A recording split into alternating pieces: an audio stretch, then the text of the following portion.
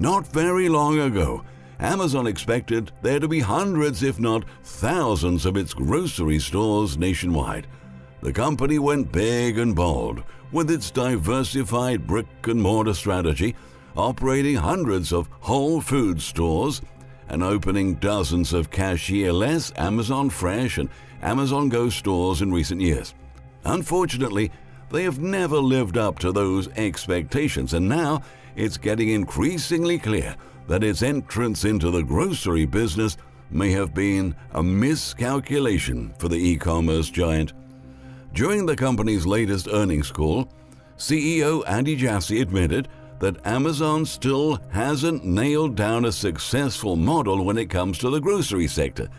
Jassy revealed that many locations are about to be closed and that the retailer is canceling plans to expand its chains until it figures out how to differentiate them from established competitors in the market.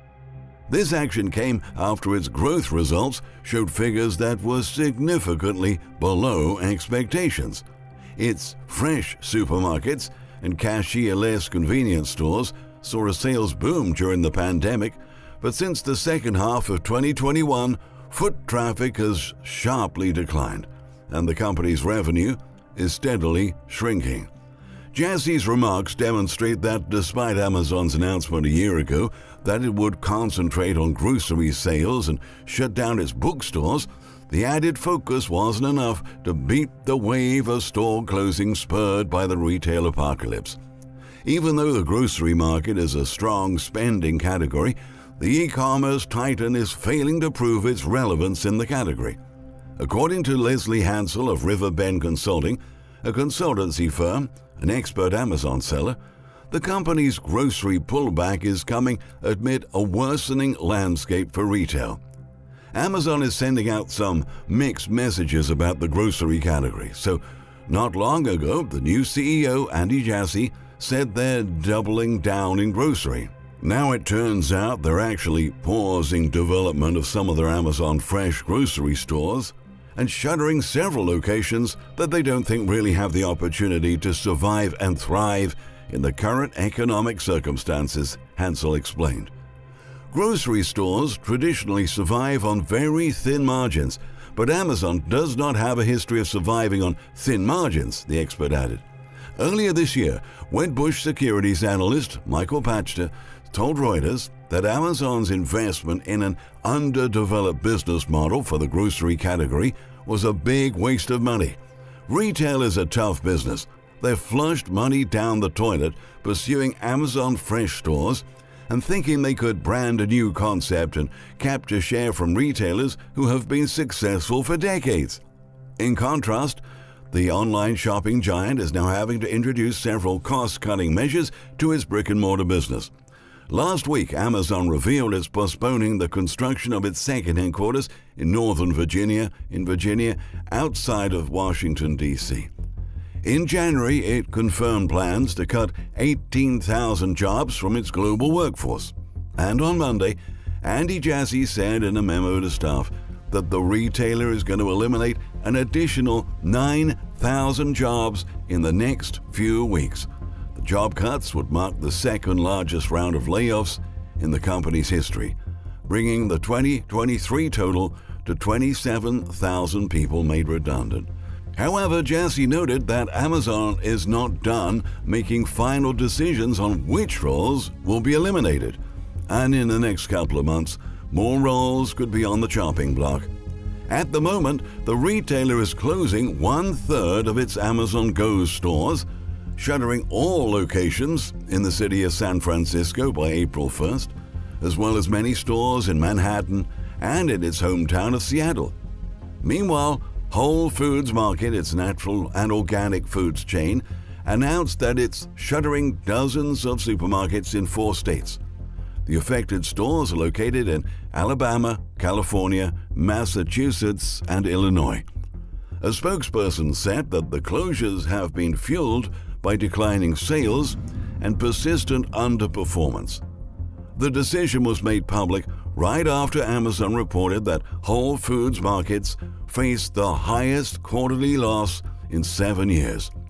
many industry analysts questioned the viability of the grocery chain. Unfortunately, Amazon right now does not have any strategy for physical grocery stores, just a bunch of ideas, said retail consultant Brittain Ladd, who formerly worked as a strategist for the company's grocery business. Amazon's biggest mistake was not following up its Whole Foods acquisition with any meaningful integration or expansion of the brand, Ladd explained. Did the Whole Foods acquisition set the world on fire, he said? No. Did it take market share? No. Amazon should have leveraged the Whole Foods brand name, but the company ultimately lost its nerve, Ladd argues. It has learned a painful lesson that technology alone is not enough, he stressed. Similarly, grocery industry consultant Bill Bishop told the Philadelphia Inquirer that Amazon's purchase of Whole Foods may have been a strategic error for the company. Everyone is buying more everywhere, but total customers are actually down for Whole Foods, Michael Maloof, another industry expert at Earnest Research, told the Inquirer.